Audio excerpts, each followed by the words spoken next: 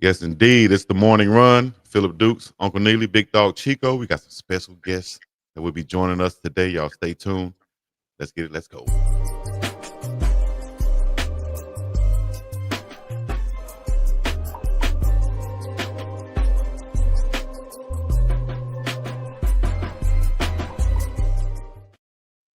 Live on the pregame network. It's the morning run with Big Dog Chico, Uncle Neely, and Philip Dukes. What's up? What's shaking? Straight from What's Mississippi, cracking Atlanta to Hawaii. What's happening? Talk to me, Unc. What you been doing, man? You know what I'm gonna say when I talk to you. And no, I'm not gonna bring up Radio Raheem from last night. Thank you. I'm gonna say that for Reverend BJ Nelson when he come on. Wow. And I'm gonna say that for Pastor Dewey Smith when he come on. Okay. Yeah, we're gonna go. Yeah, you don't do that. You need help. You need help. You need two pastors. But what I was gonna say, man, welcome to the morning run, the pregame network, man. Shout out to the chat. Everybody's checking in. You know the rules. When you check in, let us know where you're checking in from.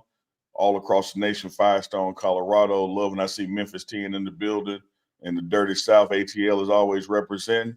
Hey, man, we had a great conversation last night on You Tell Me, and to Big Dog Chico ruined it. Which he called Other than that, I'm doing good this morning, man. You know how we say on the morning run, man. It's morning somewhere.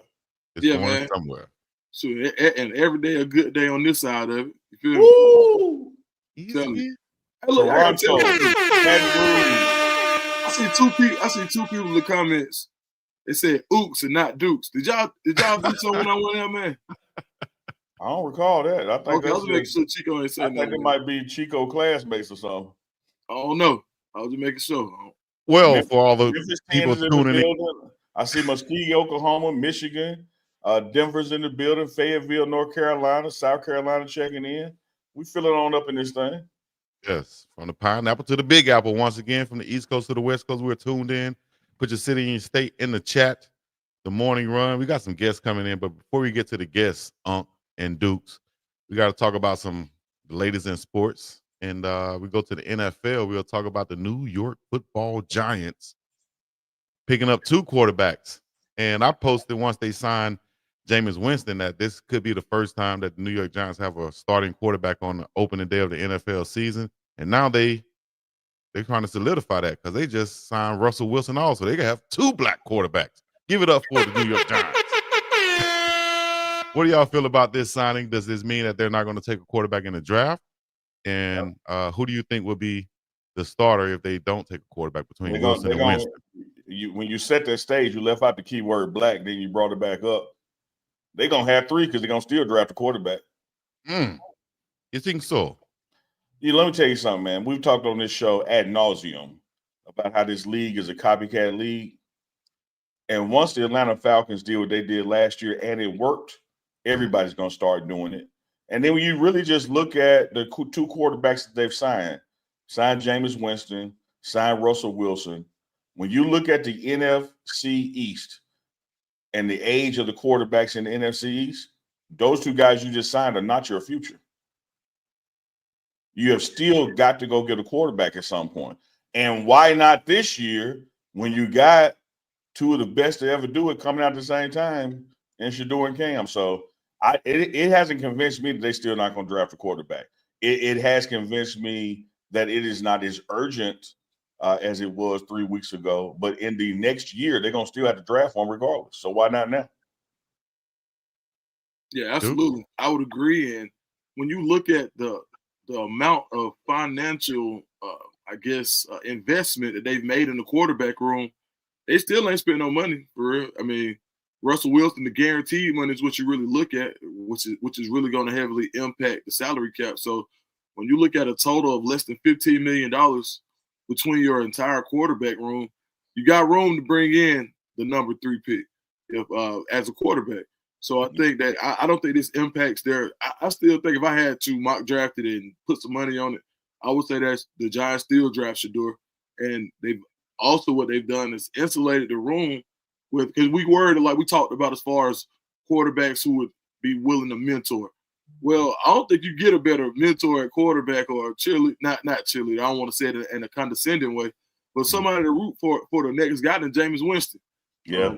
When you just talk about the quintessential locker room guy at that position, he's someone who's been a number 1 overall pick, who's thrown for 5,000 yards, and has also endeared himself to fans and football people alike across the world. So, and then you got Russell Wilson, who's won a Super Bowl, and also come out of a situation last year where there was somebody ahead of him. Well, not ahead of him, but fighting an injury. You had another young quarterback, and there was never any tension in that locker room on the outside. You know, from what we saw, we never saw it be a Russell Wilson versus Justin Fields thing. So even when the season didn't go how they wanted it to, it still wasn't an issue. So I think when you have those two type of quarterbacks in that room, what better to do than to bring in a guy that you can sit. You don't have to put a ton of pressure on them in that pressure cooker of a media city, and you can let them develop. And I think that's where I would go. If I were to think about that situation, definitely still Shador would be the pick. And I think we've gotten to the bottom of the oops caper. They say Chico misspelled it on the title screen. They say oops to scoop. He left your D off. I appreciate him not wanting to give you the D, but when it's in spelling, you need to put it on there. Get that man. I'm not even going to say it. I'm not even going to address that because we all know what really happened. And let me ask, all you need to come on here and say is rest in peace, Radio Raheem. That's the only thing that need to come out your mouth today. Let me ask y'all this question. If the Giants take a quarterback with the number 3 pick, don't trade down or anything like that, they take a quarterback like Shador Sanders with that pick. Are they taking him to redshirt him essentially for that first year with these 2 veteran quarterbacks in front of him? Or do you see him possibly playing in his first season? I see him possibly playing his first season. I think it just gives you patience. It gives you, where you don't have to rush him onto the field. At some point in the season, no matter what you're trying to accomplish, you got to put your best players on the field. And so if you get to week 5, 6, 7, 8, 9, even 10, and Shador Sanders is your best quarterback, I don't care where he's drafted, he's going out there. But until that point happens, you get to slow roll him into the process when you have Jameis Winston with all the personality and ability and the ability to make mistakes. Sometimes, Dukes, it's easy to learn from somebody who makes mistakes than somebody who's quote unquote all that imperfect. And then you look at Russell, like you mentioned, his Super Bowl win. So you talk about the mentorship and relationship capital in that room will be second to none around the league for him. And then you don't have to throw him out there week 1. I remember when the Cowboys drafted Dak Prescott in the 4th round, he wasn't supposed to start that year. But as he went to training camp, the 3 quarterbacks in front of him all got hurt, including Romo in that preseason game. And so things like that happen when you got to go with a rookie before you wanted to go with him. But in this situation, if you got a Russell Wilson sign, you got a Jameis Winston sign, you don't have to have this unwritten pressure on yourself to start this phenom once in a generation, once in a lifetime quarterback once he walks into the building. Yeah, I think that only works for Shador, right?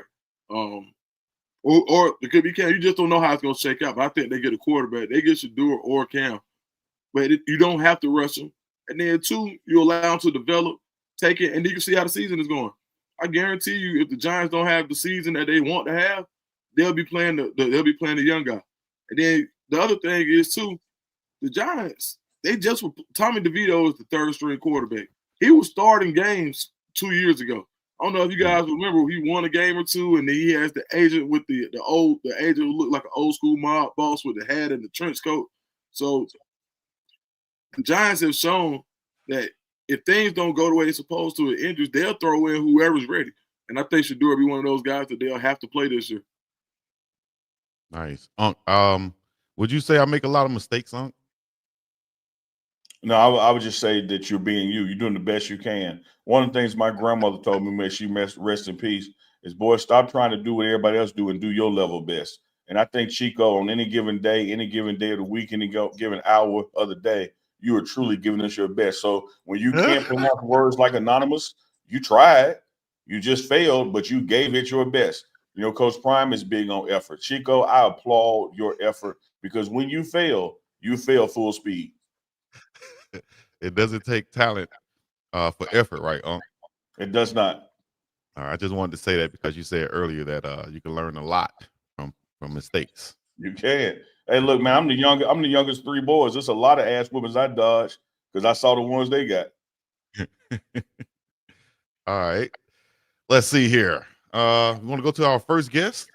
Man, Maybe let's we should do go it. to our first guest because there's gonna be a star-studded the morning run. No, not because UncleNeely is here, but because Philip Dukes and our guests are coming on. We got Dallan Hayden, the running back from the Colorado Buffaloes, formerly of the Ohio State Buckeyes, coming on to join us. We got him in the green room right now, so we might as well bring him on. Y'all give it up for number 7 out of Straight Memphis out- 10. Straight out that dirty dime of Memphis, Tennessee. How y'all doing, man? Oh, no, what's happening? Not much. Just got done training. How y'all doing? Okay. Doing good, Seven. How's your spring break going? And you say you just got done training. You making sure you stay in that condition? Yes, sir, for sure, man. Spring break's been great. Enjoying this nice weather out here in Florida. So, yeah, it's been nothing but great. Right Shout out now, to everybody out there in would you Florida. say? Oh, what's up, Dallan? My bad, man. I wanted to ask you, what would you say that being coached by a Hall of Famer like Marshall Faulk has brought or added to your game so far? Man, it's been great. I was just talking to my dad and about this. He's so smart. Like, it's really crazy. Like, all the things he's brought to the room. He's teaching us just the little details that helps you break like longer runs or like see the hole better. So I had to say like his intelligence at the position is like second to none. Go ahead, Unc. Oh, okay. So, Dallan, when you look at this season's team, having two new quarterbacks, the start to be determined.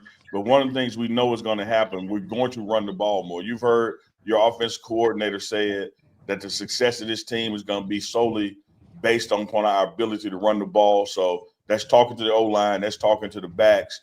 How are you looking forward to this opportunity of nothing else, more opportunity than you've had in the past? I'm definitely looking forward to that. Last year we had to play. Last year we had like two great players and great receivers. So like running the ball, like I guess we didn't really have to do it as much, but this is a different team this year, and we're gonna have to like play much different, and that's what Coach Shermer and all the other coaches are like emphasizing. So running the ball will be key this year. So you're down in Florida training. Can you talk about staying in shape and doing whatever you were doing during the spring break and the difference in some guys don't do any training during spring break. They look at it as rest time. Tell me why you took the time to get some training in during this break time.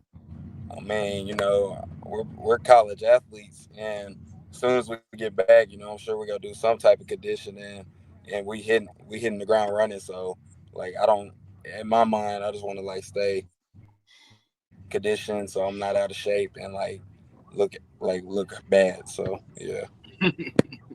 Yeah, one thing I know that Hayden, having been going back and forth now for over a year, it doesn't take long to get out of boulder shape. Like Right. in Yeah. some situations, you need about a week or two off to get out of football shape. But with that altitude, if you leave that for about a week, you feel it when you get back. How was your adjustment, even when transferring from Ohio, living in Memphis? How was your adjustment when you got to Boulder to now with the altitude?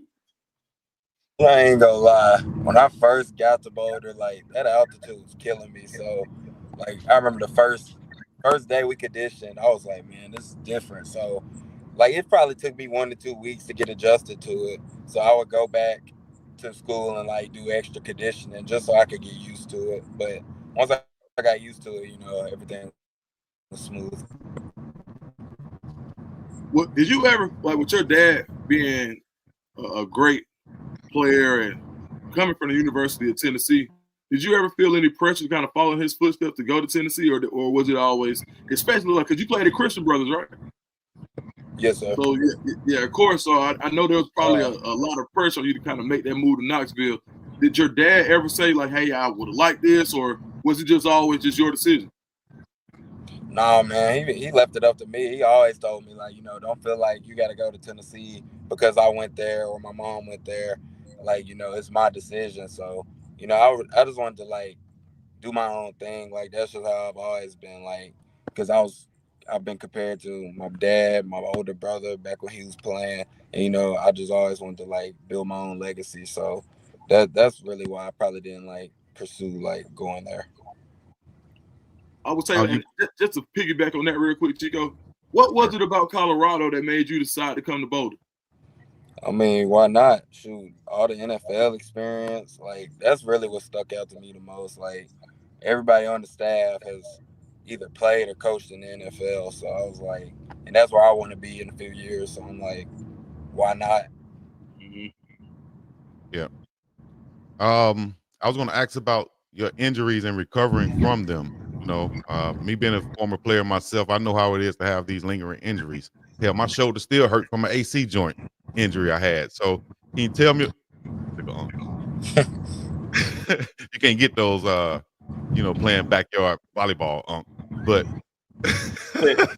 And this is coming hold from on, the Bible school women's volleyball coach. But go right ahead. No, I was the Bible school all-time leading receiver. Don't forget that. Anyway, DH, how do you come back? How do you feel right now? And talk about preventing those injuries in the future. Feel 100%, man. Last year I was dealing with I was banged up most of the year last year, like ankle injuries, stingers. But this offseason I just tried to really like get to it. Like Coach Swayze's offseason program was awesome. And, I'm glad he's with us. He's like the real deal. So just like, getting my body back right and then doing extra like Pilates to like work on the muscles that we might really work on in the weight room. And like I feel like I've strengthened my ankles and everything else. Yeah. Hey, if you just checking in with us, this is the morning run with BiggDogg Chico, Dukes to Duke, and your man UncleNeely. Special guest Dallan Hayden, number 7, running back for the Colorado Buffs, straight out of Memphis 10, the Dirty Dime. D. Hayden, when you look at the styles of running backs, because you're once again in a deep running back room, what is your style when you're carrying the ball in contrast to others, and who is a player in NFL past, present history that you kind of model your running style after?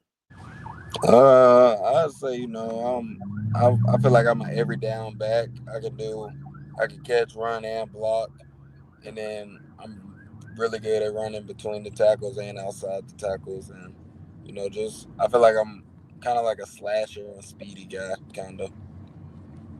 And then to answer your question about who I like model my game after, I mean, I say I study people like James Cook. He's probably my favorite running back right now because he's a true every down back. I like watching Isaiah Pacheco, Rashad White, different backs like that, I'd say. Yeah, Like one in high of the things school. one of the things that Coach Falk has brought out in his role here in Colorado is to the backs room that it's not so much about carries as it is about touches, to really be involved in all aspects of the offense. Which includes blocking as well. So far, what have you learned from him in the different aspects and different roles of the running back versus just carrying the ball? He's really I'd say routes. Like, he always coaching us on like top of the routes, like how we like get the linebackers like turning their hips, because that's really key at running back. Because backers, like when they're covering you 1-on-1, they gonna want to put hands on you, and he just be teaching us little details like that helps us like get open versus a linebacker and create separation. And then pass blocking, he just always teaches us different little things, like how to block a guy, how to like cut the distance down, and he's just very detailed. Yeah. Hey, I was gonna ask. I saw some footage of you backpedaling in high school. Did you ever give any serious thought to playing defense on on this level? Shoot, yeah. My freshman and sophomore year of high school, most of my offers, people don't know this, was for DB. I didn't really start. Like, I played some running back, sophomore year, but I was still considered a DB. But junior, senior year, I just took off at the running back position, so everybody started recruiting me as that. But yeah, no, I definitely considered it because at one point, that's what most of my offers were for. So with your footwork, you know, everybody keep talking about Coach Prime and Sante Samuel with this T-step. With you being a running back, do you feel like in your backpedal you would have had the T-step, or you felt like you could have bicycled out of there? Probably a T-step, because that's how I was taught when I first started playing DB. My coach, high school coach, taught me the T-step. So I'll probably be a T-step guy. Okay. Already. Uncle Neely kind of took my question about the pass blocking, because we know Marshall Faulk was so great at pass blocking. You know, and that was some things that we had to do a lot last year from that backfield with Shedeur Sanders at the quarterback position. Can you tell me, just go in a little bit further, how has Marshall Faulk kind of preferenced you guys with the pass blocking schemes and shown his smarts and everything like that? How has he kind of set you guys up to be prepared for pass Well, he blocking just this told season? us, like, the quicker you cut the distance down, you know, you give the backers limited options, because most linebackers, like, they just go try to run through your face for real. Like, and if they already have a head start, cutting the distance down is the most important thing. Yes. That means you got to attack that line of scrimmage. You can't wait for him to come and try to catch him, because he's going to bring you all that force. You got to get up in there and bring it too. Right, because he just trying to like cause the quarterback to get out the pocket or make the play. So yeah, it's really a fight. That's really what he tells us. Pass pros, it's a fight for real. Got to take pride in it. You got to want to do that. That ain't for the timid. Oh no, not at all. Uncle Neely, I don't know if you would ever go ahead, Uncle. You know, man, Chico, I'm gonna tell you in front of my nephew. Just keep on. I told you, you know I'm a counterpuncher. You keep on swinging, your ass gonna be on the canvas. I really hope that you sold the advertising space on the bottom of your shoes, because that's all they're gonna see. Your ass gonna be on the flat of your back, your shoes up in there. So I hope you sold it to Coolers or somebody. And I'm gonna knock your ass out, Chico. I'm gonna do you like Stack me telling Chuck. Like, I'm gonna come down. I'm gonna come down there. We have company. We have company. No, that's family. I said my nephew. That's family. Okay. What up, Hey, cuz? hey, I got one for you. I know you consider yourself, as you should, you know, the back to be in the room, you know, or you want that RB1 role, no doubt about it. But when you look across the talent in that room, give me one or two guys that have an attribute with their game that you would like to have more of in your game. If you could take one thing from somebody else in the room and add it to what you do, who would it be and what would it be? I'd probably say Zay for sure, because you know, he's really powerful and like he be breaking off tackles and stuff. Like, you know, I feel like he's a powerful guy, so I like his power for real. And then second, I'd say Micah and Hood, because Hood's a speedster. Like, he like turbo, so his speed for sure. And then Micah, you know, just his aggressiveness and everything. So I'd say that. Gotcha. So Colorado and Chef Solomon, they got the best food at any college I ever been to. But you being from M-Town, that's some of the best food. They always talk about it. If there was one meal you could bring from Memphis to Colorado from any restaurant or aunt, whoever, what meal would you bring with you? I'm gonna have to go barbecue, because, you know, that's what we're known for. I'd say yeah. We got this spot called Cozy Corner. That's really good. So actually, I got two spots: Cozy Corner, and then this place called Smackers. So I'd say. What's your go-to order? At Cozy, I get the rib tips and then macaroni and French fries. Oh man, 2 starches, boy. You finna go lift weights. I already know. Yeah, that's that in between the tackles right there. Yes, The Memphis, man. Hey, Dallan, one more before we let you get out of here on the morning run. I know you're leaving your workout, and I know you got another one this afternoon. You're a 2-a-day kind of guy. So let me ask you this: as you set goals for yourself for the rest of April, going into the spring game, what more do you want to see from you these next 3 weeks before we conclude spring ball? Just be consistent, you know. Just that's the main thing, being consistent, you know, showing them every down back, and just, you know, continue earning the coach's trust. There it is. There it is. Man, I'm gonna ask this then before we get up out of here. Why is Memphis known for snapping so much? You know, why is that a culture there with the Memphis man and the snapping man? I really don't know. People in Memphis we just different, honestly. So it's just different down here. Like you gotta like be from here to understand that. So All right. Already. Some of the funniest dudes on social media from Memphis when they get to talk about somebody and you they know, put that name Hero? behind it. You know, Grove Hero. Grove Hero. Grove Hero. Funny Marcus. Is it Marcus 901? Marcus 901 too. Marcus 901. Yeah, he funny too. Shout out to Grove Hero, man. Just got a street named after Memphis. Yep. Yes, sir. That's all. Shout out to Grove, man. Shout out to Famous Animal too. I don't know if y'all know Famous Animal out there. Memphis doing this thing. Shout out to Famous Animal.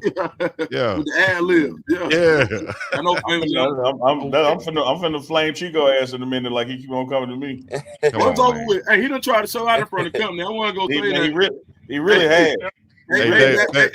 Hey, nephew, he wanted to prove it today. I don't know what you told him. I don't know what y'all talked about before he came on.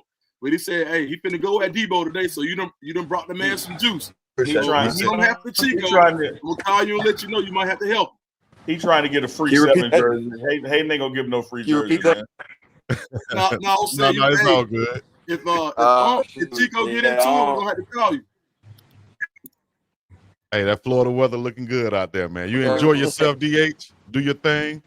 And we're going to let you go ahead and go and continue your day, man. We appreciate you. Hopefully we can have you on once again.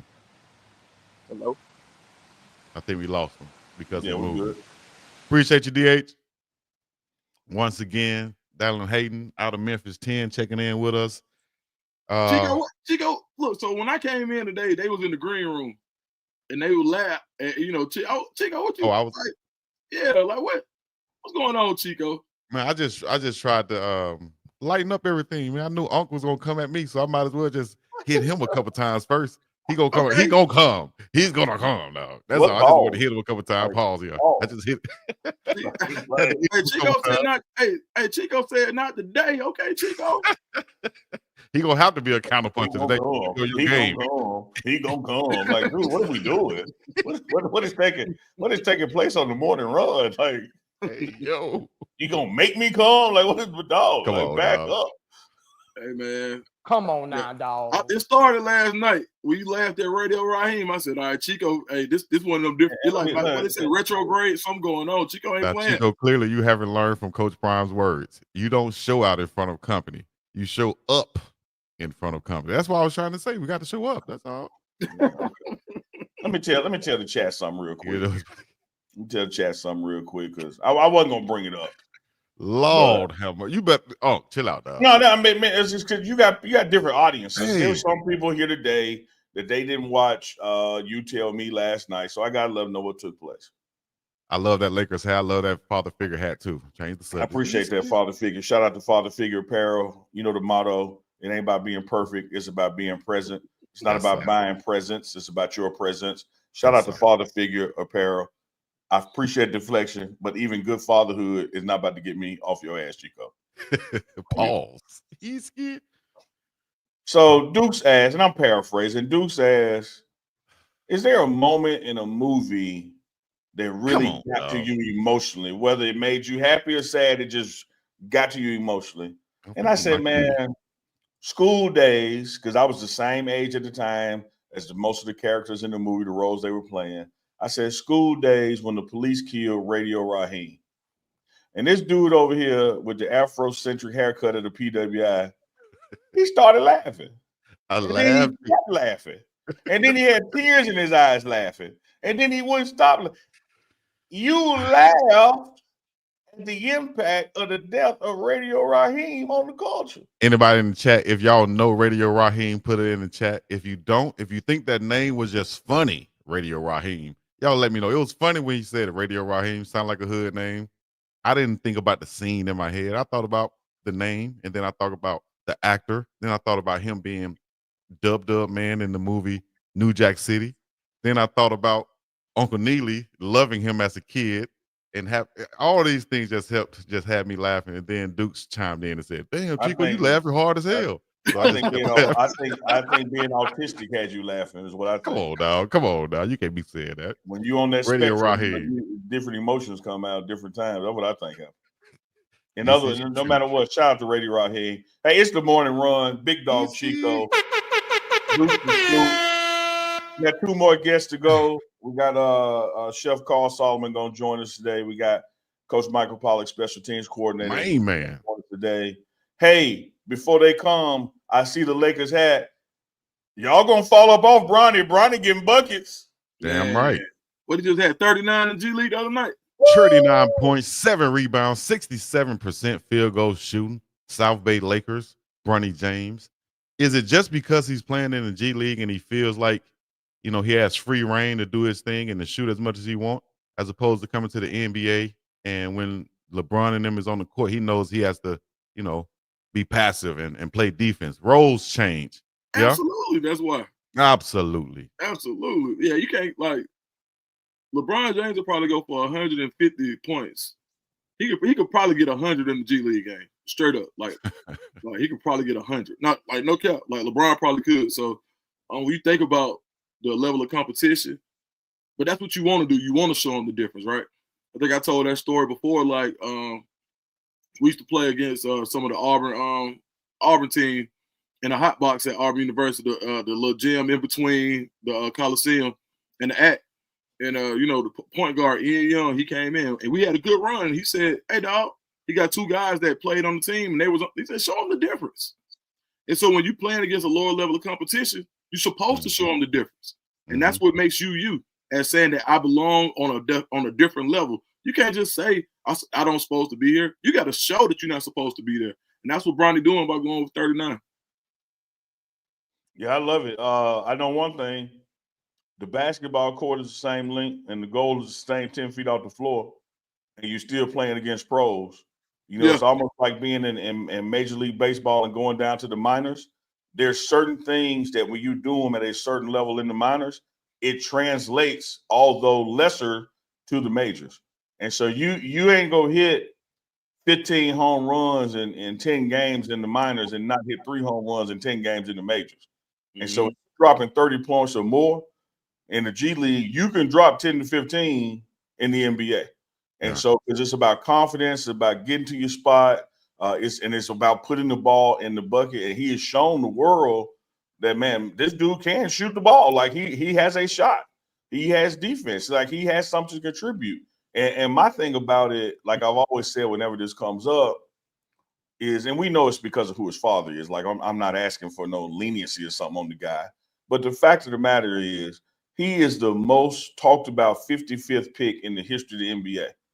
When in the same draft that he went 55th, there are people who were drafted in the top 10 and they ain't scoring 3 a game.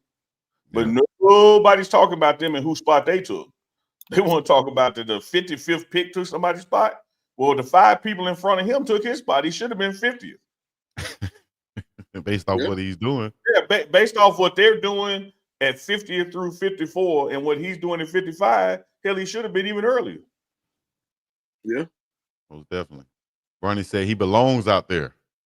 Shout out to Bronny James, man. Like Unc said, that confidence. That's the main thing. Having that confidence and you got to have, I'm going to call it that Unc attitude. That don't give a damn attitude, dog. You got to go out there and not worry about what could happen, what might happen. You just got to go out there and play ball, man. And he'll be all right. And he'll find a way to fit in and contribute with the Lakers later on, I think, in the season or probably even in the playoffs with just coming in and providing some defensive help. 64 feet guard, be a Patrick Beverly type deal. And just provide that for us. We don't even need you to want to take shots. But if you have an open shot, take it. But still, we want you here for that energy and that defense when we need it. So it's gonna take a couple of years for what I'm about to say. It's gonna take a couple of years before this happens. But watch how his game goes to a whole completely level when his dad ain't in the league no more. When what he was doing in high school, his dad wasn't on the floor with him. He was out there. When what you saw he did in college before his heart scare, his cardiac emergency, his dad wasn't out there. And when you get him in the league, a couple years experience at G League, NBA, Bron retires 3 years from now, the other brothers in the league, Bron gonna be putting 15 to 18 a week on y'all heads. let me ask you this: will that happen in a Laker uniform, or will he have to go somewhere else? I think once his dad done, he gonna go somewhere else. I think the only synergy with him being a Laker was father and son related. You remember when the Lakers drafted the Ball son? Yeah. You know, if So? not for them being from LA and all that buzz, he wouldn't have been a Laker. He could have gone anywhere. I don't think so either. I think they would have took De'Aaron Fox. Mm-hmm. I think they knew that was the best pick, but they also knew what came with drafting Lonzo Ball at the time, him being from right there, all the fanfare coming. They couldn't have predicted injuries or you know what hurt him also? But confidence. It did. The first game. I'm gonna tell you what you can predict, and you can predict it damn near spot on. And it's something that Ball and Bronny got in common. You can predict jersey sales. Oh, okay. Yes. And you can have enough of them that you don't give a damn about no basketball decision. He ain't lying. Hey, you know, Chico been cutting up today. Hey, look, he's starting. No, it's coming. I did that. He was like, if we was playing open chess, he would tell you up there, Chico. I see. Chico was like, here it comes. Oh, he got scared. I saw. He's like, here it goes. You ever see somebody jump at the person and that person do all that? Like, man, calm down. Jump, man. That's how you I ain't even jumping at you. You ain't even jumping at you, dog. I ain't even jump at you. Waiting on it. No, I did that because I'm hungry. And I saw Chef Carl Solomon in the back, and I instantly got even more hungry just thinking about the food. So we're going to go ahead and bring him on right now. You looked at that man and got hungry? Chef Carl Solomon. Who wouldn't? Who wouldn't associate him with food? I look at that man and see my friend. I don't look at him and get hungry, Chico. And look at his. If you look at his Instagram, you know you got the privilege of having him as your friend. I get to see him every day. Well, I got to look at Instagram and get hungry every damn day. All right, and wish I was there. So shout out to Chef Carl Solomon. I ain't never looked at no grown ass man that got hungry or no kid either. You look at that man that got hungry. Chef, I know you have to deal with this every other day. Don't mind Uncle over there. How you doing? This is BiggDogg Chico and Philip Duke checking in. How you doing, Chef?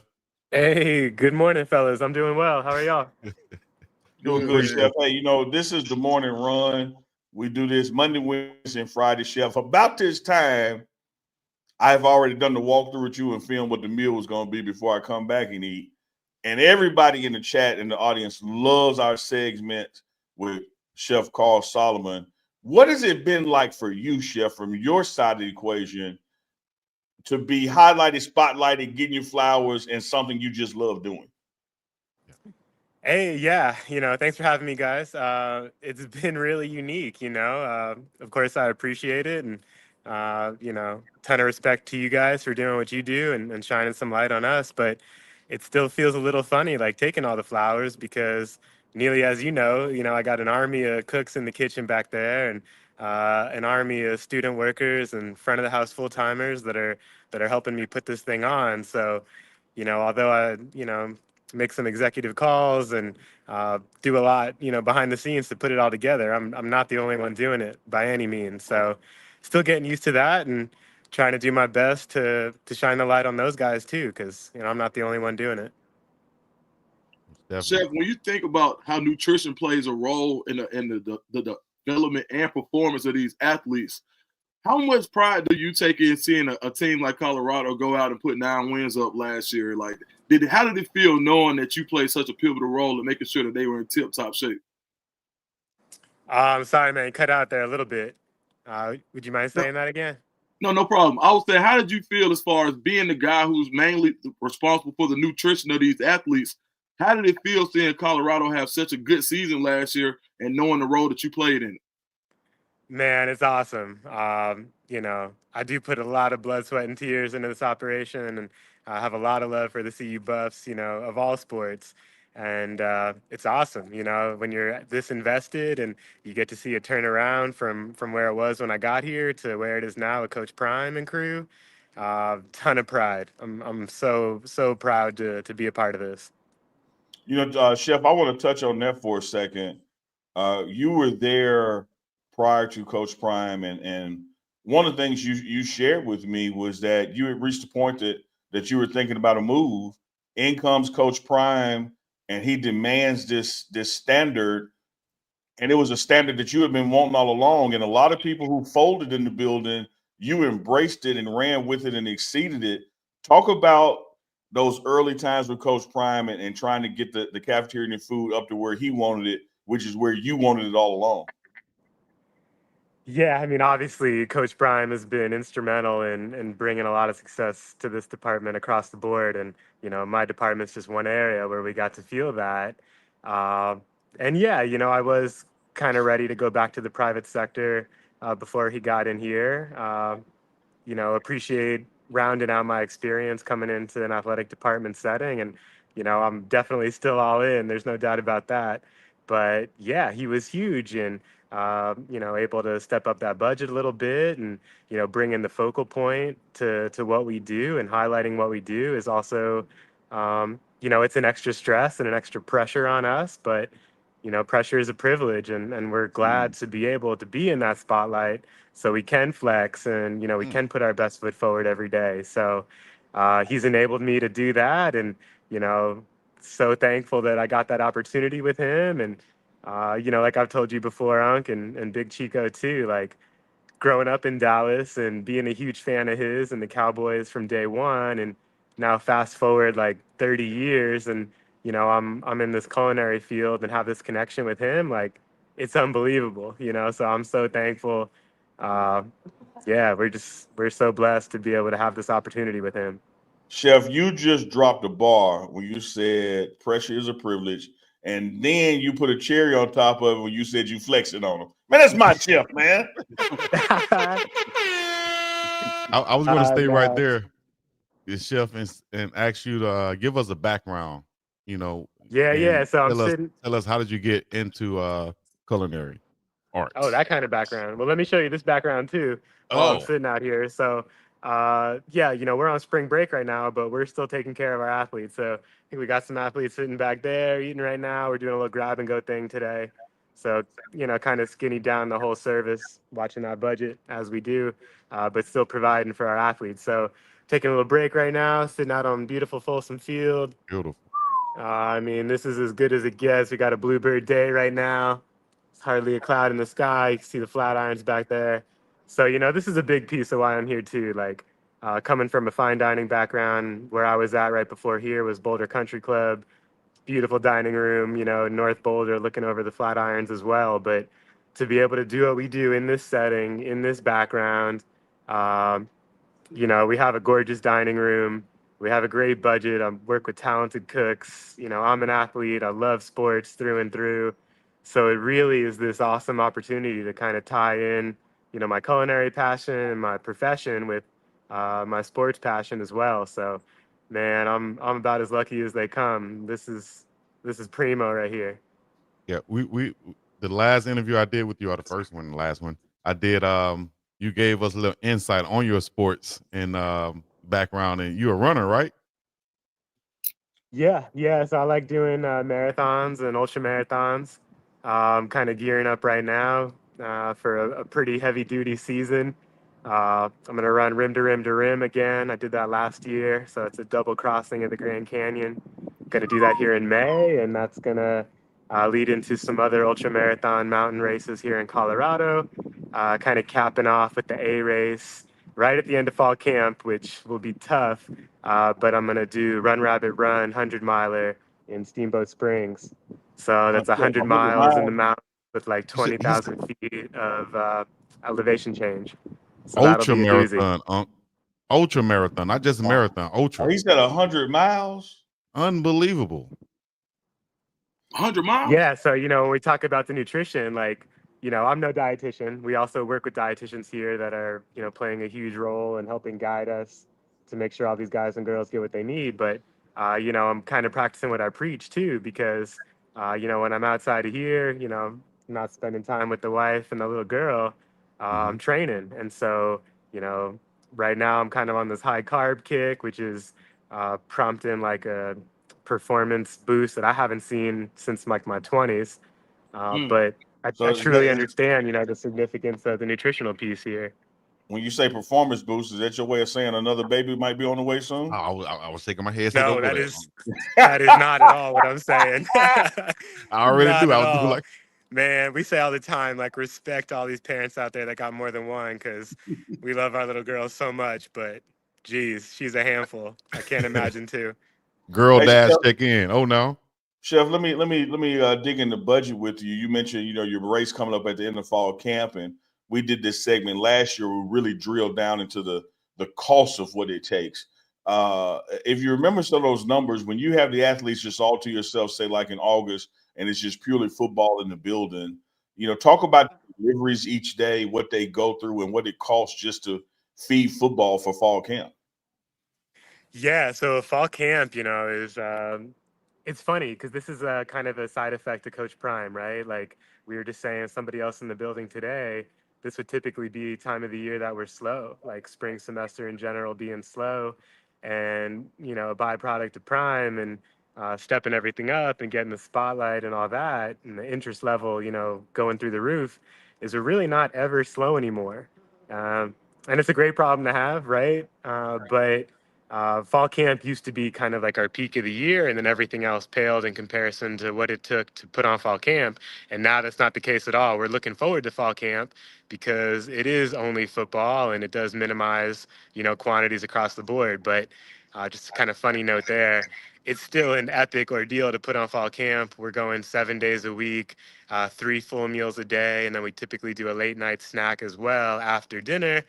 And a late night snack for a D lineman, is like 2 meals for me, or some of the other athletes we have here. So quantity wise, I mean, geez, um, like eggs for breakfast, we're probably going through 24 dozen shelled eggs on top of like 40 pounds of a liquid egg.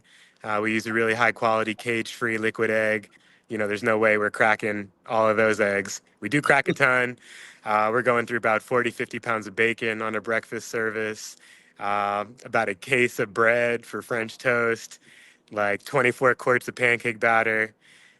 Going into lunch, something like chicken wings, we're going to do 360 pounds of chicken wings. We're going to do 240 pounds of ribeye steaks. Uh, let's see, 200 pounds of broccoli. I mean, the quantities are really crazy. So that's where, like, great opportunity to point out the team. I'm not putting my hands on more than 10% of that product, like each cook is responsible for a different dish, and that's kind of how we format the menu each day. And if you're getting worked on chicken one day, well, then the next day we'll put you on, salad or broccoli, a little less weight on that. But all around, it's a ton of food, it's a ton of money. We're looking just shy of $2 million for the entire year, for the entire athletic department for our budget. So yeah, we're pushing a lot of food. Man, like that's the bread and the bacon. Damn, that's a lot of food. UncleNeely getting hungry over that thing. You see this food on the And screen, Uncle. I feel you. Yeah, shout see, out I'm to getting hungry looking at his plating and his concepts. You got hungry looking at him, and like that's just different. Chef, let me ask you this: Come on now, pre-prime, dog. post-prime. What was one of your favorite meals to cook before Coach got there, and what has been one of your favorite to cook since he's been there?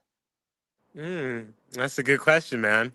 Uh, it's tricky because one challenge that comes with feeding the same population of people multiple times a day versus, a private sector restaurant where that clientele is changing out pretty frequently is that we got to mix things up, right? So like you're not going to go eat at your favorite restaurant 15 times a week, no matter how much you like that restaurant. So we got to mix it up a lot. So, I think maybe we used to do a little more like ethnic food or like more Asian food. That's something that I do enjoy a lot, like Thai cuisine, maybe some green curries or some papaya salads, things like that. Uh, and, of course, Coach Prime brought, an emphasis on Southern cuisine and Cajun and Creole. And I can connect with that as well, being from Texas. But that's definitely like a post-prime favorite, like barbecue and Cajun. Love doing gumbos, blackened seafoods, things like that. So You yeah, can't forget that's a favorite right now. you started your oxtails when Coach Prime got there. Oh my gosh. Oh yes, Neely, you're right. Oxtails is definitely one of my favorites now. Something we've gotten a lot of feedback on. A lot of staff has given me some great feedback, and man, I think we got him dialed. So I do really love cooking oxtails right now. I'm gonna tell you this, Chef. You got them dialed. You can go ahead and flex all you want to. I remember your first oxtails, and for me, oxtails is kind of like pizza. I'm gonna eat it like it ain't no bad oxtail, ain't no bad pizza. But where you are now on your oxtail game, it doesn't even compare to your first batch you did. You through the roof. Chef, I want to ask you before you get out of here. So my favorite city, I'm from Atlanta, but my favorite city to eat in is New Orleans. I know you're from Dallas, a lot of great food there. You kind of turned the food scene up in Colorado. Where is your favorite place to eat that's not home? Any city, state, wherever it is. Could be international. Man, I'm sorry, guys. You're cutting out a little bit. Were you saying where's my favorite spot to eat right now? No, yeah, outside of Colorado and outside of Dallas. Favorite city to eat in?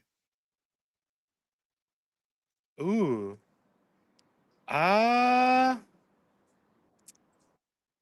You know what? I might say New Mexico. Oh, wow. Spent a good amount of time in New Mexico earlier on, and I do really love like that Southwest feel. You know, it kind of Texas is unique. Some people argue, is it South? Is it not? You know, there's a big emphasis on like Southwestern Tex-Mex, and then there's also a big emphasis, you know, on Southern and barbecue and smoked things and that kind of vibe. And I feel like New Mexico kind of plays on both a little bit. I do love my Tex-Mex, so you know, some green chilies and you know, some of the classic Mexican influence you get in New Mexico. I really like that a lot. Nice. Chef, I got one more for you, and I'm gonna be done with you because I know you sir. still got a service to get to in there. Yes, sir. Coach Prime is real big on economics and making sure, you know, that people get opportunities that they wouldn't have necessarily gotten before. And one of the things I've noticed when I interview you, a lot of your stuff is sourced Colorado, Boulder, mom and shops, you know, local farms. Talk to us about your emphasis and why you want to make sure you're spending that budget that you get from the school with the vendors in Colorado, in Boulder. Yeah, I love that, Neely. Thanks for bringing that up. That's probably something that doesn't get a lot of spotlight. You know, I do have a huge budget, you know, probably bigger than, you know, a lot of chefs in town anyway. And I feel like a huge responsibility with that to not only make sure I'm buying ingredients that are top quality because nutritional is paramount and making sure our athletes are getting the best that they can get, but also using that responsibility to support the mom and pop shops and the local farmers and the local purveyors. That's huge to me. And so, you know, I do my best with that, and that's something I take a lot of pride in. Uh, you know, the Colorado growing season might not be as long as you might get, you know, in other places of the country. Like the winter does minimize, you know, what we can get. So I have to be thoughtful about that and strategic about that. But yeah, man, I do my damnedest to support all the local, you know, farmers and purveyors I can because, yeah, it's just a responsibility that I think is really important. Last thing for me, Chef. Thanks to the pregame show, UncleNeely, we saw you playing the saxophone for Coach Prime last year. Yeah, Yeah. don't get Chef to play for you. You'll break up if you play for you. Oh yeah. Ooh, What? is that on me? Lord. Is that Man, on me, Neely? I hope Hey, not. Chef. I'm not saying it's on you. I'm just saying chronological order. Come It on happened now, after dog. you, so you know. Damn. Okay, He's all I a was never, doing was talking about the saxophone. he's a beautiful damn, Neely. saxophonist, I but you never might put not two want and to put two it on your together, name. brother. Now I feel a little guilty. Goodness gracious. Can you talk about your very nice saxophone playing? How long have you been playing? How did you get into it? And yeah. Oh man. I don't know. I feel funny talking on that now. Some of my music school guys, they would be hating on it hard. But Uh-oh. I went to UNT Music School for jazz studies and a music education major. And you know, for people that aren't into that world, as far as public universities go, for a music program, that's about as good as it gets. So I was so grateful to be able to, you know, learn there and you know, do music there for about 5 years. Got some amazing training. I'm super rusty these days. I don't really bust it out much more than, you know, playing Happy Birthday, but I love jazz. I love live music. Still support the arts, you know, as much as I can. and maybe a time in my life will come, and I'll get back to the saxophone a little bit. But yeah, I love jazz. I love sax. That was a big part of my life for a long time. I got to put this up so I can say something before Neely chime in. I can tell by his face. But anyways, how interesting is this? Colorado has their DJ who went to dance school and is a 3-time champ in salsa dancing and DJ Fedora. Okay, we have a DJ. chef who went to music school and is a dang on ultra marathon runner, man. It doesn't stop there. They have a morning talk show host in BiggDogg Chico who didn't go to school at all. All right. Come on, man. Chef, we got a super chat question for you that I promise you we're going to let you go. Miss New York Finest, Miss NY Finest, $20 super chat. She asked, Chef, what was the inspiration behind the Haitian dishes? Sac passe. I think he froze on us. Uh-oh. Let me see if we can get Chef back. I think somebody was approaching Chef also, so I don't know if we can get him back. He might New York Finest, we'll find that answer out to you if we get Chef back. Which I think now Larry also, who said, I'm currently in the U.S. recovering from knee surgery. I'll be visiting Boulder where it's colder this fall. Go Buffs. Go number 7. That was when DH was on. D. Hayden. Yeah. Man, everybody's mouth should be watering right now after seeing these plates on the screen. We appreciate Chef Carl Solomon joining us right here for this exclusive. Let's bring Dukes back on. Somebody say, oh my God, Neely. Now Chico went to the Bible College. I was the leading receiver at the Bible College too. I'm standing on that. Oh no. Yeah, I bet you is.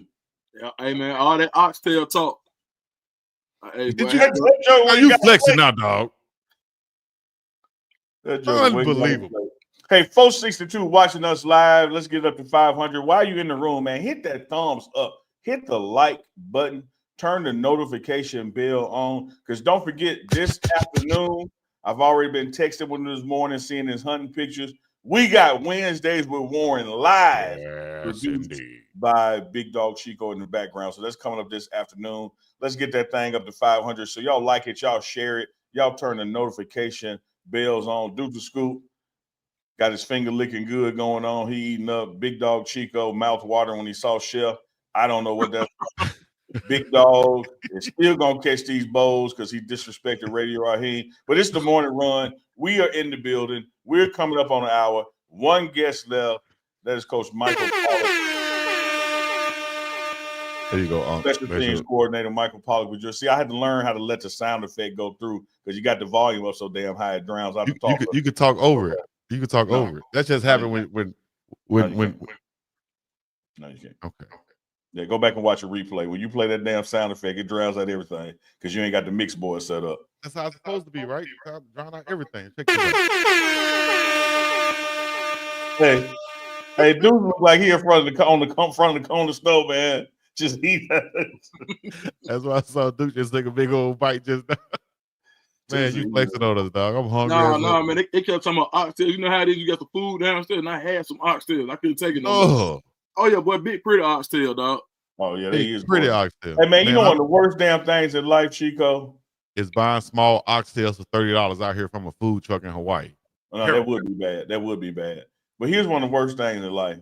When all day long you done had your mouth fixed for something, and you get home and somebody that ate out the refrigerator. Man, about to fight, dog.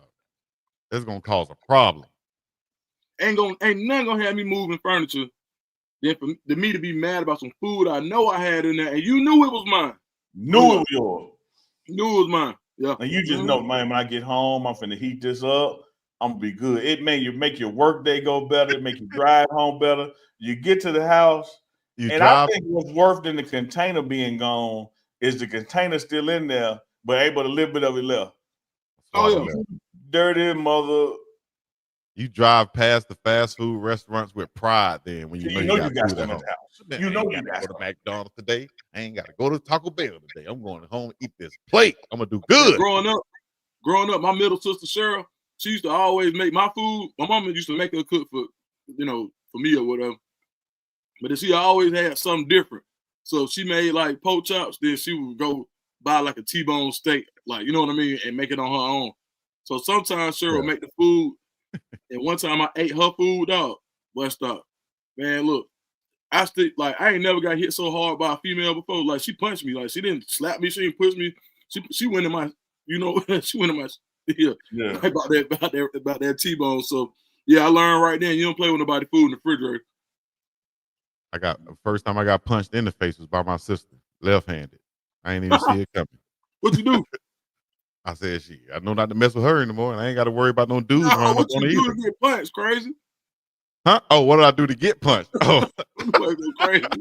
I said, what you do? He said, I knew not to do that no more. I don't remember what happened. I just remember being in the hallway and not seeing it, but feeling it. And when I came back up, she was like this. I'm like, damn, bouncing like doing footwork. Hold down. You left-handed too? All right, listen. Here's the deal. I'm not worried about any dudes trying to holler at you. I know you can hold your own. Just let me know if you need backup. Bro, what you do? I don't know. It's just in the house, in the summertime with your sister. And, y'all probably playing around or you in the room talking on the phone to your girlfriend too loud. Could have been anything. Watching the TV too loud, whatever. But I ran up on her. You weren't talking to your girlfriend too loud. We can scratch that one off. You and Mantateo got the same girl, so you might have been dog, man. It wasn't no girlfriend. Get up off my dog, man. Somebody said you got hit so hard you forgot what you did. I did. Namir, after the game, said my ex-girlfriend slapped me one time. I slapped her back. The Predator slapped Schwarzenegger. You can't slap your girlfriend. Why you really put it out? That ain't crazy. What? Why you put it out? Big Papa Funk said Chico should have kept that one to himself. Hey, the chat off the chat. Hey, bro, don't hit the back, man. Hey, man, chat wild, man. The chat is wild. It's time to do like Gilly or Too Short would say, and blow the whistle on the chat. Blow the whistle. Blow the whistle. That's gonna. M. Favor said, no, not M. Favor. Mo Cushion said Chico's eyes been shut ever since that punch. Oh, look, he like that. He's she closed your eyes like that. No, don't try to act like that's funny, like that's gonna get me off your ass later. That don't count. That wasn't my shot. That was their shot. Oh, that was a good one. Yeah, we even. No, the hell we ain't. I must have got you good earlier then, huh? Okay. Absolutely has no filter. Definitely don't. About, man. Let's blow the whistle, man. Go to one of the co-hosts of the Whistle on the Pregame Show Network. Like I did that right there. Hey, we're gonna go to my main man out of South Georgia, doing it for you. Bulldogging dudes like them Georgetown Hoyas. Down South Georgia, boy. What's happening, Coach Pollock? What's up, guys? How y'all doing? What's up, Coach? We good, Coach. Hanging in there, man. Just enjoying a little spring break in South Georgia. Hey, Coach, I got it. Let me bring you up to speed in case you missed it while you was out there with Daddy. Like I said, Daddy, I try to say it like you said. That's right. We had somebody from your running back room on. Dallan Hayden was on earlier, and then we had Chef Carl Solomon on. Yeah. But nobody gets better than Mike P. We say the best. I hear you, man. Often imitated, never duplicated. That's right. Yeah. My main man. Girl dad also. That's right. In this thing. How you doing, Coach? I'm doing great, guys. I'm having a great spring. We 2 weeks into practice, and now we get to enjoy a little week off. Yeah, I saw the big bash you held up and sent a shout out to Coach Brian. Hey, listen, man. He knows what's up. He knows what's up. Coach, before we get started going to some questions, I like to do this. Can you give us your coaching background and just talk about how you ended up with Coach Prime? Yeah. I spent 28 years coaching high school football in the state of Georgia. Started off at Thomasville High School, had stops at Washington County High School, Cook High School, Valdosta High School, and then America's High School, and then I got to Grayson High School, and I was the OC there. I met Coach Prime in 2016 when we had just won the state and national championship at Grayson, and we had 5 Under Armour All-Americans. So I got invited down there to coach with the Under Armour All-America game, and I met him there. He was our coach for our team, and we just hit it off right off the bat. And then I got invited back again the next year. As fate would have it, I was back on his team again, and we just stayed in contact. And he had told me that he was going to call me when he got a college job, and he kept his word. And I got the call in fall of 2020 to go to Jackson State, and I'm one of the OGs. That's right. I was there on day one, December 2nd, 2020. That's when it all started. And I think I met you on December 3rd, and you were sitting in the office drawing up plays. Yes, absolutely. and the first thing I said when I walked in the room, I said, "Damn, he already drawing up plays, and he got some good looking hair." Hey, you know what? Listen, man. Me and Neely got 3 conference titles when it comes to hair. Oh. We done won the SWAC, the Pac-12, and the Big 12. Oh yeah. Coach, one of the things I love about we just had the Nike Elite high school coaches in. You're a former high school coach. Your relationship with Coach Prime started there. The general manager, Coach David Kelly, championship coach in Atlanta. His relationship with Coach Prime started when he was coaching high school ball in Atlanta. I know we use the portal. We love the portal. But I think people are asleep on Coach Prime's relationship to high school coaches in that phase of recruiting. Well, I think so. And I think that because Coach Prime does things a little different than other coaches, then you got people out there that, have something to say about it. And but you know what? He does a great job recruiting high school kids. We do a great job recruiting high school kids. We base our recruiting off our needs. And one thing that we need you to be able to do as a high school kid is come in and play right away. We don't have to, and I think the landscape of college football is starting to lean towards that. You got to be able to play right away. And, I think a lot of people are copying our blueprint that we've set in that. So, we've got great relationships with high school coaches in Georgia and Texas and in Florida, especially, Louisiana, Mississippi, Alabama, all those areas. And we're expanding out here towards the area around Colorado, the states around Colorado as well. So, we're excited about the high school guys we've got that we're recruiting in 2026. I want to remind everybody, Shedeur Sanders and Travis Hunter were high school recruits. People don't think about that. And I know everybody thinks that, Shedeur was Prime son, so it was a done deal. We actually had to recruit him pretty hard. I mean, he was committed to FAU, and he was locked in. And, I remember we put together a whole presentation for him, had a Zoom call with him, and really had to sell him on what we were doing, and it worked out, thankfully. And then of course the deal with Travis, like I say, he was a high school kid, and we changed the game with that one. Coach, I got to tell you this quick story. It brought a smile to my face when you said that. I tell people all the time, I only know Deion Sanders because of basketball, and how that came about is when you guys were trying to recruit Shedeur to Jackson State. Coach asked the basketball coaches, "Hey, do y'all have a local alum that hosts people when they come and visit?" And the women's coach and the men's coach both gave my name. So I actually knew Shedeur before I knew Prime because I hosted him on his visit. There you go. Wow. Well, like I say, man, it's, we like I said, we looking at high school kids, and as we've improved our roster through the portal, we're able to go after more high school kids now. But when we first got here, and even when we first got to Jackson State, it was just difficult to turn things around as fast as we wanted to if we went with a high school kid. So yeah, we were heavy in the portal, and we remain heavy in the portal. And also another thing about recruiting high school kids now too is some of them's going to be in the portal in a year or two. So if you can develop that relationship now with them, when they jump in the portal, they'll remember that, and then maybe you got a shot to get them on the back end. So, that's part of the recruiting high school kids as well. Coach Pollock, as special teams coordinator, how do you go about selecting the guys that'll be on your units? I know you got some guys that, you know, they play so much, they maybe have the perfect attributes for kickoff team, but you know, they play so much you can't really expect him to come on special teams. Or is it a thing where you just get to go pick the best guys and they say, you know what, P, you got it?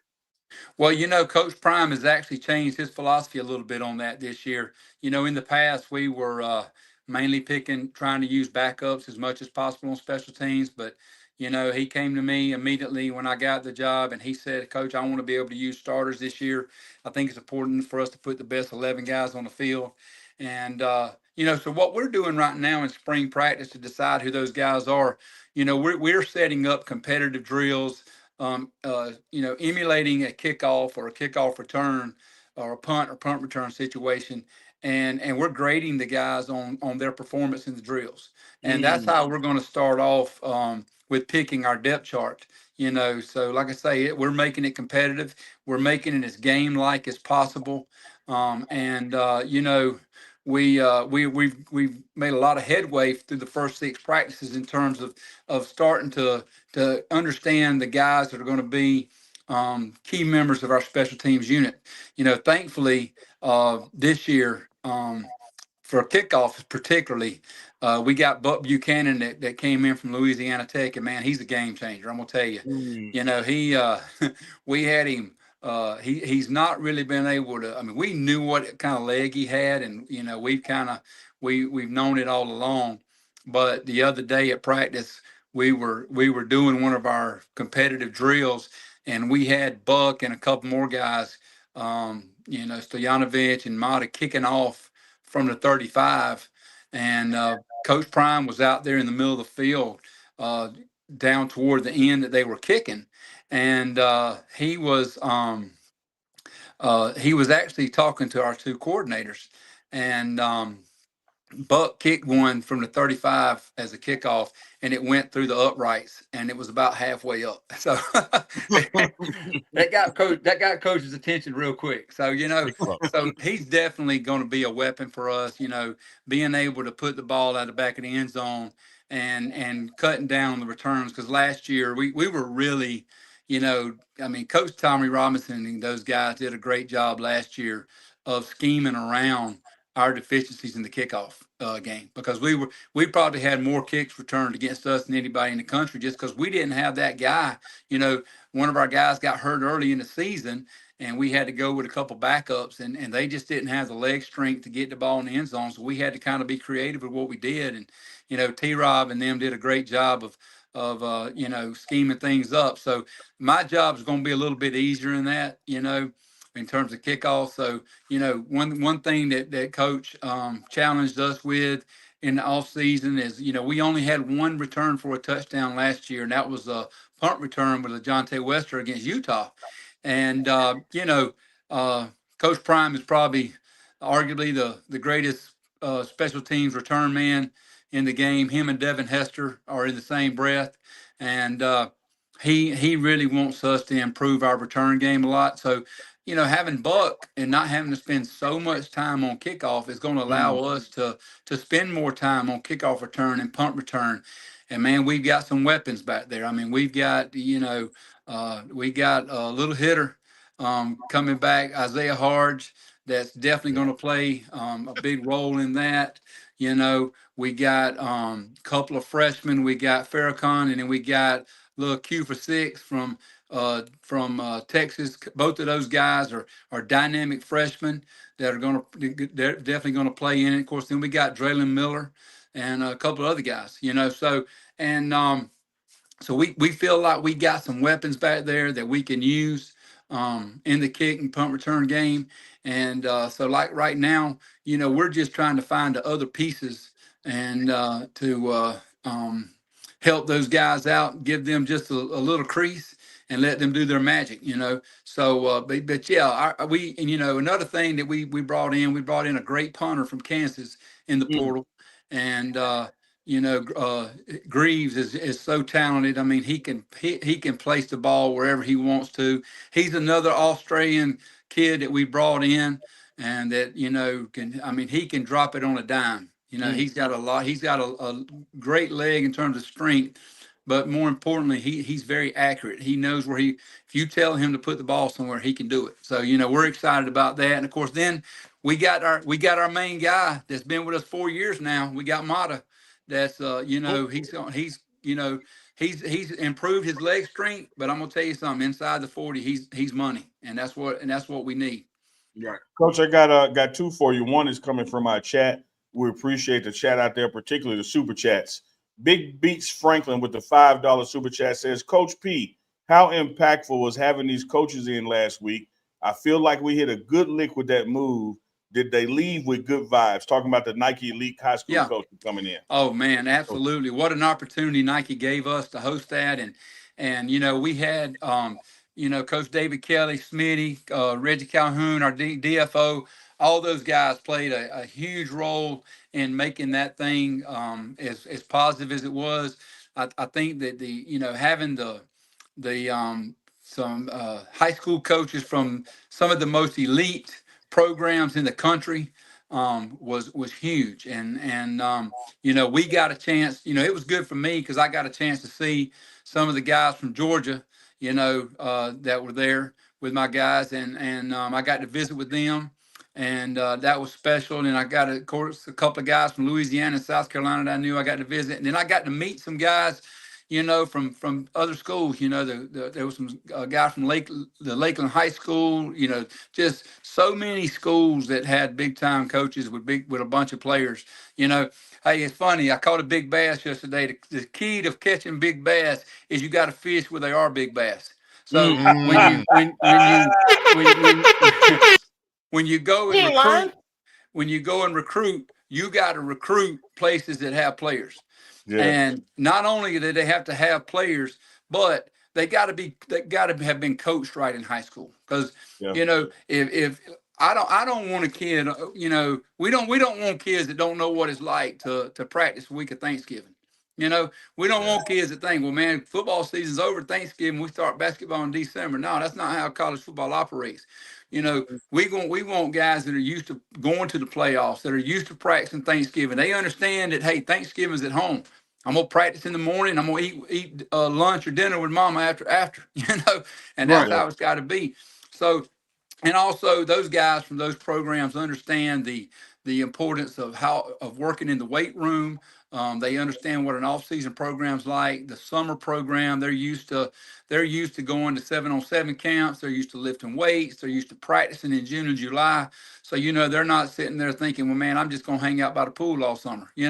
So those are the kind of guys we want to recruit, and you got to recruit them from schools that are used to winning. And that was great that we were able to gather all those coaches there and develop all those relationships. Because the thing about it is that gives Coach Prime an opportunity to meet face to face with those guys. People talk about the way we recruit. Well, Coach is one of the 20 most recognizable people in the world. And him just randomly walking up into a high school like some coaches is a little different. So he recruits a little different, and we got those guys out here, and built some great relationships, and it was very much a positive for Colorado football. Coach, I got a additional question for you. We talked about your role now, special teams coordinator, but we cannot diminish or gloss over your role as helping out in the running back room with a Hall of Famer, Marshall Faulk. Throughout your career, you've been an athletic director, you've been an offense coordinator, been a head coach, you coach receivers, tight ends, and now you're doing your special teams things, but also helping out with Coach Faulk. Talk about what you're bringing to the table. And we just had Dallan Hayden on, and what you're seeing in that running back room under Coach Faulk that you're assisting in. Right. Well, when Coach Prime first hired me at Jackson State, I told him, I said, Coach, he asked me, he said, where do I feel most comfortable coaching? I said, Coach, I can coach it all. I said, you just wherever you need me. So he's had me coaching quarterbacks, wide receivers, tight ends, offensive line, and now working with the running backs. When we hired Coach Faulk, Coach brought me in, and he told me that he needed me to kind of help Coach Faulk with some of the behind the scenes work and just kind of help him get his feet wet. but on the you know, he's done great. I mean, man, he's been in the meeting room, relationship with the players that he's been able to develop, and then on the field is amazing. You know, he's taught me a lot, and I think he's leaned on me as well to kind of help him out with some of the areas of my expertise. So I've embraced that role, and we brought J-Mac in to help us as well. So it's been a great experience for me so far, and I'm just excited to be able to be around one of the greatest running backs of all time, and just learn. I'm absorbing all of his knowledge, and it's been a true positive, and it's a role that I'm embracing and really enjoying the opportunity. Our running back room is a tight knit room. Those guys work hard together. They challenge each other. But Coach Pollock is trying to take them to the next level of competing and understanding what it takes to be a big time running back and be ready for the NFL. And man, I'm just excited that we got him on our staff. And I'm gonna tell you what, I think we're gonna have a really good running back room this year. We got Isaiah coming in. We got Dallan, we got Michael Welch, Charlie Offerdahl, Brandon Hood's a young pup, so I think that those guys are really challenging each other, really working hard, and they're soaking in everything that we're giving them.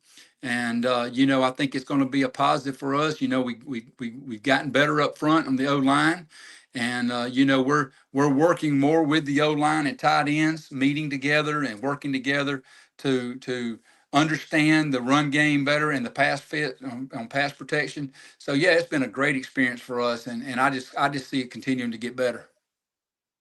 Coach Pollock, so with your experience coaching so many different positions, the skill guys, what are you looking for in a returner? Because sometimes you'll see a guy who's really fast, but he's not really a great returner. Or you'll see somebody who's better returning than they are actually in the skill position. What do you look for in a returner? Well, the first thing is a punt returner and a kickoff returner are two different animals. Okay. And the very first thing you got to do is catch the ball. So that's the first thing, and especially at punt return, he's got to be a little fearless. He's got to be fearless. He's got to catch the ball. And then we're looking in a punt returner, a guy that's probably a little more shifty that can make someone miss. We always tell them, hey guys, we're going to give you, if we can give you 10 yards, we expect something big to be done with it. You know what I mean? Mm-hmm. So he's going to have a little bit more confined space to work with, but he's got to be the kind of guy that can make someone miss. I use the analogy, and some of these young people ain't gonna understand this, but he's a guy you can't play two-hand touch with in a phone booth. You know what I mean? Right. But people, my favorite one. So some of you young folks don't know what a phone booth is, but anyway, that's kind of what we're looking for in a punt returner. And then in a kickoff returner, we're looking for more of a guy. More of a straight line speed guy that can see the seam and hit it. And he ain't scared to hit it. You know what I mean? Mm-hmm. Not as worried about being shifty. We want someone that can see the hole, hit the hole, trust his blocking, and then come and speed through the hole and come out the back end with a burst that can take it the distance. So it's two different positions, two totally different types of players. It's probably it just goes to show you how hard it is to do both. Because, like I say, I think Prime and Devin Hester are probably the only two that I've ever heard of doing both. I'm sure there's a lot of other guys out there that I just can't think of right now.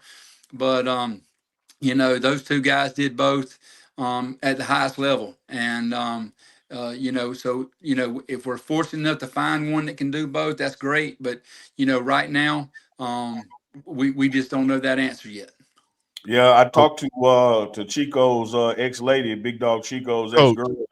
She had the same issues. He said he was scared because when he saw the hole, he wouldn't hit the hole, and he had to get him. He had to get him up out of there. Hey, if you're scared, say you're scared. That was a good one. That was a good one. You got me right there. No, that's just one. Chico. Oh, you about four more. That's just one. Coach, you mentioned you dropped the bar with the big bass fishing and things like that. Let me ask you this, put you on the spot. Where do you fish to find the big time recruits? What state has the best high school recruits? Well, I think from there's a couple of different ways to look at it. Okay. You know, Texas and Florida, from a sheer population standpoint, probably have the most players. You know, when you look at 247, but I'm gonna tell you something, and I'm biased here, but the state of Georgia has really elevated in the last 20 years in terms of talent, and a lot of it has to do with the improvement in play in the Atlanta area. You know, Atlanta's a place where a lot of people move into, and there's a lot of great coaching around there, and there's great coaching all over the state of Georgia, and but I would say from a a per capita, Georgia's probably the best in terms of the number of players they have compared to the population. But now, as far as it's just a sheer volume, Florida, Texas, even California, in that same breath, are guys that are states that really have a lot of players. But now, guys that can handle being coached by Coach Prime, they gotta have some dog in them. So Mhm. and I think that he likes some Florida boys. They got that dog in them, and of course the Texas he likes some Georgia and Texas boys too. So those are three states. But like I said, you can't you can't dismiss Alabama, Mississippi, Louisiana. Those places. I mean, anywhere in the southern area, in the southern region. I mean, you can just look at the number of 4-star and 5-star, look at the number of NFL players, where they come from, where they played high school football at, and that southern area has dominated high school recruiting for several years now. So Coach, you basically, touched all the on states. something. Hold on, Unc. I was gonna Go say ahead. basically all the states that Master P shouted out when he said Alabama, Atlanta. How you do that there? Florida, That's Arkansas. right. How you? Yeah, Okay, all right. but except for Atlanta, Absolutely. not a state. Absolutely. Good Yeah, job. we know this. But go ahead. Coach, you touched on you got to be a special player to play for Coach Prime. You got to be a special coach to work for Coach Prime. Like Coach Prime will walk into that staff meeting and say, "Look around the wall and table. Somebody's not going to be here in a couple of months," and he mean it. Well, And so when you talk about, and it's not pressure, it's just expectation. What is right. it like to work for a Hall of Famer where the standard is the standard and is non-negotiable? Well, the thing about it is you know that he's going to give his best, and you got to give your best, and that's the thing. And he's also a guy that if you work hard, you're loyal, you do what you're supposed to do, he's going to help elevate you. You know what I Mm-hmm. mean? And that's the name of the game, because sometimes when he says that, everybody looks at that as a negative, but he's not always meaning it as a negative. What he's No. saying is somebody's around here is going to get elevated and go somewhere else. Yeah. And so that means somebody's going to get replaced, and it could be somebody on the table. We've had guys on the table and guys around the wall that have all been elevated, moved, either moved up at Colorado or moved on to other things. So His coaching tree has already produced 3 head coaches. yes, And when you talk about that, we had Chef Solomon on right before you, and all the times you hear about Chef Solomon's, oh man, y'all need to stop showing him so much. Somebody gonna steal him. Coach Prime wants people around him to move right. up, That's and right. he puts the spotlight on people that he wants to move up in opportunity. He talks ad nauseum about that the 2 coordinators he have, and somebody's gonna have to be next because they're gonna Right. get opportunities. Same thing with Absolutely. the offensive defensive staff. Coach Prime ain't no baller blocker. He ain't no player hater. He wants the people around him That's to right. to get all that they can out of life, including away from him. That's right. Well, that's the thing about him that's so great is you got a guy that's actually trying to help you. I'm gonna tell you something. All head coaches aren't that way. They get good people, they get selfish with them, and they want to keep them. And and listen, we all want to keep good people, and you got to take care of people to do that. And the fact that I've been with him since 2020.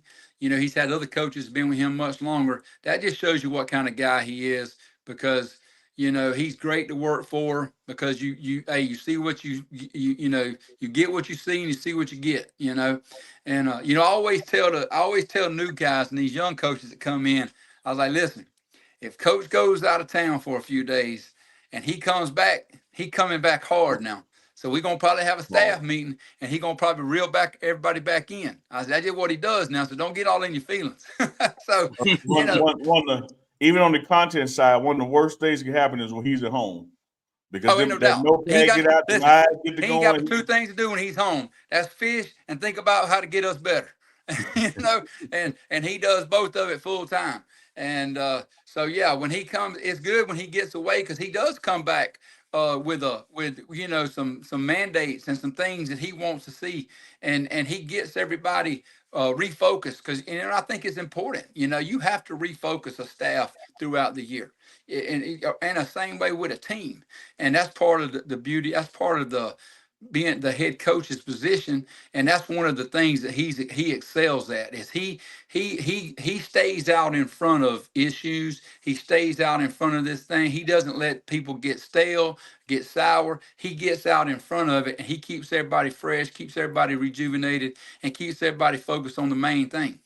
Yes. Coach, man, you nailed it. We're at the 30-minute mark, Coach. We appreciate you dropping by the morning run. Of course, everybody can keep up with you on the pregame network and your own YouTube channel when the whistle drops, and they'll be dropping all April long. We back there for spring brawl. Coach Mike P., the man with the best hair in all of college football. We appreciate you, brother. Appreciate you guys. Hey, I'm glad to be here. Can't wait to be back on. Coach Pollock, I got to ask you one question. Yes, sir. South Georgia, when y'all used to come to the city or the city kids used to come down to South Georgia, whether it be Valdosta, Lowndes, shoot, I mean, what, like, it don't matter. Did y'all used to think that the city kids were soft coming from Atlanta? Oh, ain't no doubt. I knew it. I knew See that, but and that's one thing that has changed. Right. You know, Atlanta kids have you know, it's a different animal now. You know, and it all kind of started in Gwinnett County, and it's kind of spilled over into DeKalb, Fulton, Douglas. You know, some of those other Cobb County. I mean, there's great football. You know, coaches have migrated up there because, you know, Atlanta has started to pay coaches better. And so that's attracted better coaches. And, you know, it's a deal where you can go there, you can live a good life, you know, your wife can get a good job, and it's kind of changed the dynamic of high school football in Georgia, because now, I'd say back when I played and first started coaching, South Georgia dominated, but I can't say that now, because I think the Atlanta area has surpassed in many ways. Coach, I appreciate that, Coach. Take us out of here with one of your Ric Flair quotes. Oh, man. Oh, Lord. Hey, listen, diamonds are forever, and so is Coach P. We'll see you next week, brother. All right, guys. See y'all. Thanks, Coach.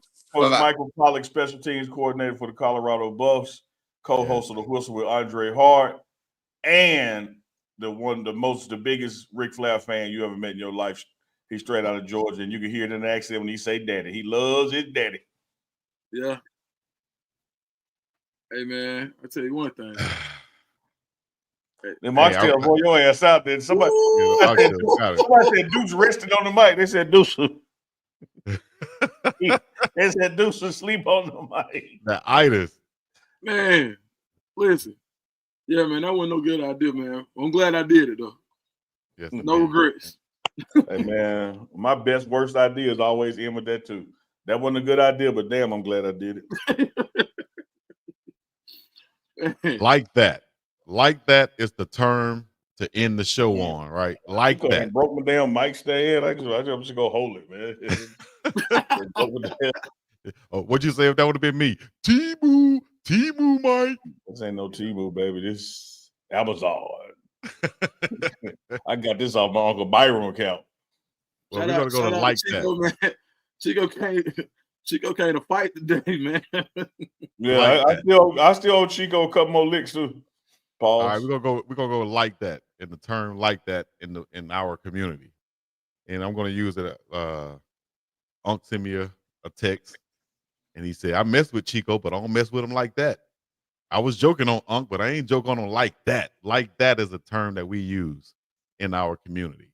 If you want to use like that in a sentence, I appreciate that breakdown of the lexicon. I appreciate you pointing out the colloquialism of those words and letting people know. Wait a minute. I went to public school in Selma, Alabama. You got to slow it down. I know you ain't think you was finna speed by. Oh, no, I wasn't. I was finna hit you with lexicon, colloquialism, and jargon all in one sentence, and then Lexicon. let you know that none Lexicon. of them is finna save your ass, Chico. You Lexicon. ain't Was gonna- that a movie? Chico, Was that a Marvel character? Chico, Oh, that was let a me tell you wrestler. Lexicon. I remember something. Lexicon. Chico, let me tell you something, Chico. No, not him. I'm gonna get your ass back, and it's not gonna be fair. I'm gonna Public hit you school harder C than you students hit me. stand up. Oh, now. No, try to now with the chat. Hey, this Joker is the king of deflect. Call me Me and Dukes have already settled our bet. Don't need disclosure here. Shout out for the Big Apple to the Pineapple. We out of here closed. VK stalled by people out of Germany and Austria. Y'all know what it is, man. The morning run. Something that you have never seen before, and something that you can't go without now that you've seen it. All right. UncleNeely, Dukes the Scoop, BiggDogg Chico. We might just leave you on that. Y'all got more to say, put it in the chat. Oh, now we up and about this thing. Peace in the Middle East. Hey, y'all.